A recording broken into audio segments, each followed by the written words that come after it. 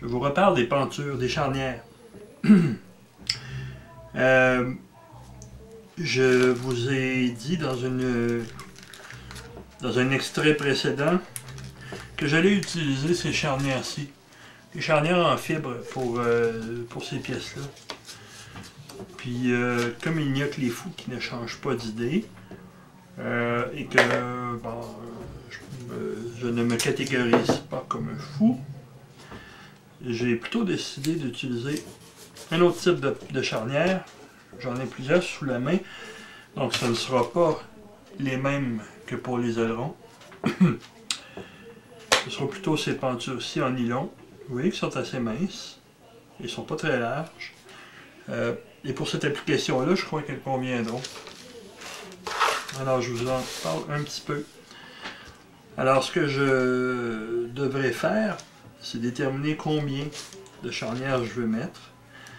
À ce moment-ci, c'est 2 ou 3, hein, parce que je n'ai pas une surface qui est énorme.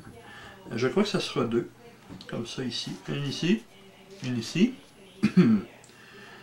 Je dois me souvenir que j'aurai ma tige de contrôle qui viendra se brancher ici. Alors, je ne veux pas que ça soit trop loin. Évidemment, il faut que je fasse attention pour ne pas qu'il arrive au même endroit, mais je ne veux pas que ce soit trop loin, pour éviter que quand j'applique, quand je fais bouger mon gouvernail, que j'ai une torsion de mon gouvernail et que par le fait même l'efficacité soit diminuée. Alors, je vais être assez près d'une charnière. Alors, je crois que j'irai avec 2. Et là, je vais mesurer. Sur cette pièce-ci, je vais mesurer et je vais reproduire exactement la même chose sur cette pièce. Sur l'autre côté, que les deux côtés soient identiques. Alors, afin d'installer ces charnières-là, je vous présente un outil, je ne crois pas vous l'avoir présenté avant. C'est l'outil qui est fait par une compagnie qui s'appelle Dubro. En gros, ce que c'est que c'est un outil qui permet de centrer les charnières. Alors, j'ai cette pièce-là ici, qui est un guide. Cette pièce qui est un guide pour le couteau. C'est un genre de couteau, comme une fourche un peu. Et ça permet d'aller percer juste la bonne largeur. Et ensuite, à l'aide d'un petit crochet comme celui-là, ou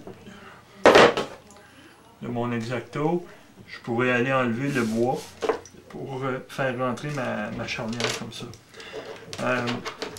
Cette pièce-là s'installe sur ce cadre, comme ceci. Et ça, ce que ça permet de faire, ça permet de centrer parfaitement nos trous. Jusqu'à une certaine largeur. Alors, quand j'aurai tracé sur mon gouvernail l'endroit exact où je veux mes charnières, je prends mon outil comme ceci et je viens le resserrer sur ma planche de bois. Et voilà. De cette manière, je pourrais, avec mon outil, aller enlever exactement au centre. Alors, en appuyant comme ça, on voit ici que ça fait 2 petits trous. Et entre ces 2 points, on le voit. Juste ici, il y a 2 petits trous. Ici et ici. Alors, les petits trous que j'ai fait avec mon outil, comme ça. Ensuite, je prendrai mon couteau. Je viendrai enlever un peu de matériel entre chaque point. Avec mon crochet, j'enlève les morceaux de bois. Et ça me fera une fente suffisante pour aller installer mes charnières, comme ça ici, dans le trou.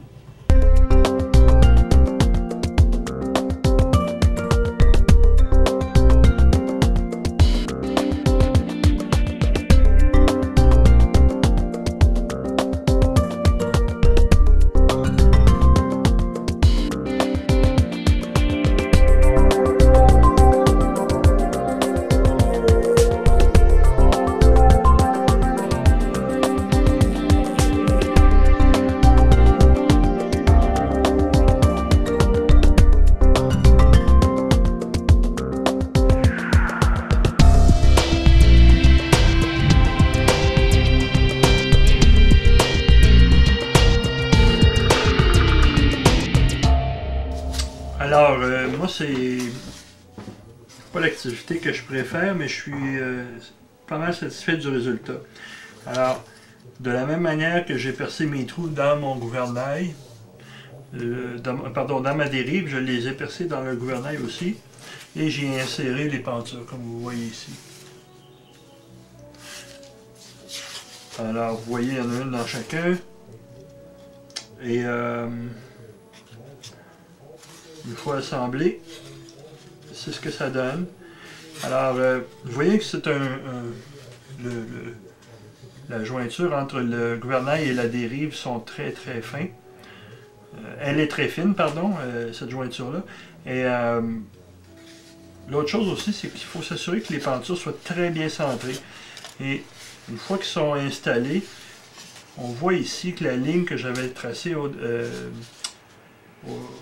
pour délimiter le centre de mes surfaces, c'est parfaitement aligné sur les deux panneaux et les deux panneaux sont parfaitement alignés un sur l'autre.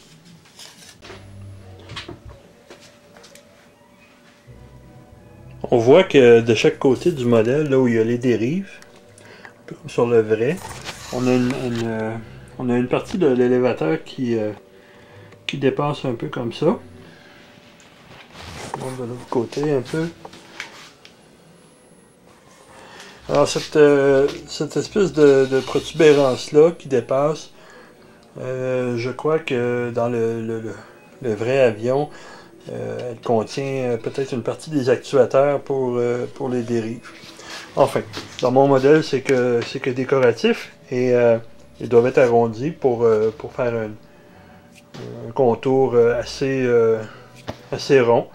Alors, je m'attaque à cette partie-là maintenant.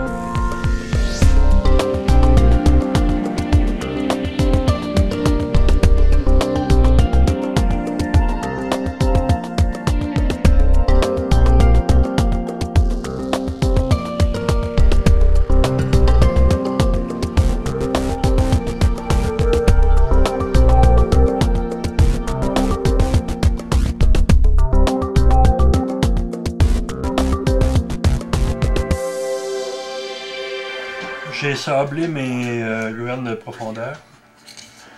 On voit ici la manière qu'elles sont disposées. Là. Ça c'est le côté droit, ça c'est le côté gauche. Et les dérives sont ici. Le moteur vient au centre ici, les dérives sont ici. Alors, j'ai fait la forme de mes gouvernails de profondeur, comme vous le voyez. Maintenant, eh ben, c'est vrai, j'ai percé mes 6 pentures. 3 de chaque côté. La prochaine étape, c'est de m'occuper de percer les trous pour les pentures sur le modèle et de faire mon angle de 45 degrés de chaque côté, ici. pour que mes surfaces puissent s'articuler sur le stabilisateur. J'ai mon stabilisateur ici. J'ai installé ma dérive de façon temporaire. Maintenant, ce que je veux voir, c'est avec la dérive en place et le gouvernail, je veux voir une fois que je tourne mon gouvernail, quel espace que j'ai en utilisant en utilisant mon gouvernail de profondeur. Alors, j'ai tout simplement mis un peu de ruban pour l'installer à sa place. Donc je vais l'installer comme ça. Je vais le centrer, je vais mettre le même espace de chaque côté. Et là, maintenant qu'il est en place, je peux tourner mon gouvernail et me rendre compte que ça tourne, que j'ai de la place. En fait, vous voyez là que j'arrive égal. Donc quand il est tourné, il est au même angle que l'élévateur. Par contre, si je regarde mon gouvernail de direction ici, je me rends compte qu'il n'y a pas beaucoup de déflexion. Il est très peu tourné, il y a peut-être, je sais pas, je dirais peut-être même pas un demi, 3/8 de pouce, un quart de pouce, 3/8 à peu près. Alors, ça va dépendre aussi de l'autre côté, comment je peux le faire sortir. Mais c'est pas énorme. Alors les choses que je pourrais faire, c'est que je pourrais retrancher une partie ici, je pourrais tasser je pourrais repousser un peu mon gouvernail de profondeur un petit peu plus loin vers l'intérieur. Je crois que c'est ce que je vais faire pour me permettre d'aller chercher un petit peu plus de déflexion de mon gouvernail de direction.